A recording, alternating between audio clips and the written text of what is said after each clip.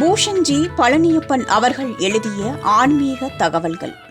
பணவரவை அதிகரிக்க ஏகாதசி தீப வழிபாடு. கார்த்திகை மாதத்தில் வரக்கூடிய வளர்பிறை ஏகாதசி திதி என்பது டிசம்பர் மாதம் 11ஆம் தேதி புதன்கிழமை அன்று காலை 6 மணி அளவில் தொடங்குகிறது. அன்றைய தினம் 3 திதிகளும் ஒன்றாக சேர்ந்து வருகிறது என்பது இன்னும் கூடுதல் சிறப்பை தரக்கூடியதாகவே திகழ்கிறது. மேலும் புதன்கிழமை பெருமாளுக்குரிய கிழமை என்பதாலும் அந்த கிழமையில் பெருமாளுக்கு உகந்த திதியான ஏகாதசி திதி வருகிறது.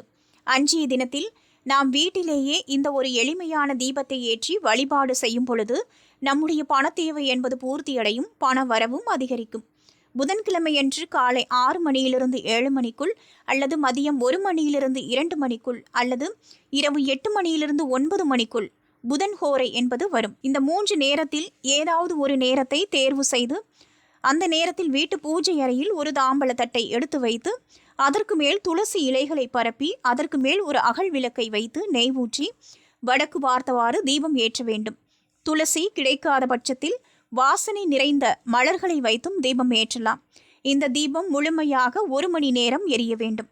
இந்த தீபச் சுடரொளியை பார்த்தவாறு ஓம் நமோ நாராயண நமக என்ற மந்திரத்தை தங்களால் இயன்ற அளவு கூற வேண்டும். இயன்றவர்கள் அன்றைய தினம் அருகில் இருக்கக்கூடிய பெருமாள் ஆலயத்திற்கு சென்று பெருமாளை வழிபாடு செய்வது இன்னும் கூடுதல் பலனை தரும். அதிலும் குறிப்பாக மீதம் இருக்கக்கூடிய 2 புதன் ஹோரையில் ஏதாவது ஒரு புதன் ஹோரையில் சென்று வழிபாடு செய்யலாம். அல்லது வீட்டு பூஜை அறையில் தீபம் ஏற்றி வைத்துவிட்ட பிறகு கூட கோவிலுக்கு சென்று பெருமாளை வழிபாடு செய்யலாம். இந்த ஆன்மீக தகவல்களை தொடர்ந்து கேட்டு பயன்பெற பூஷன்ஜி பழனியப்பன் சேனலை லைக், ஷேர் அண்ட் சப்ஸ்கிரைப் பண்ணுங்க.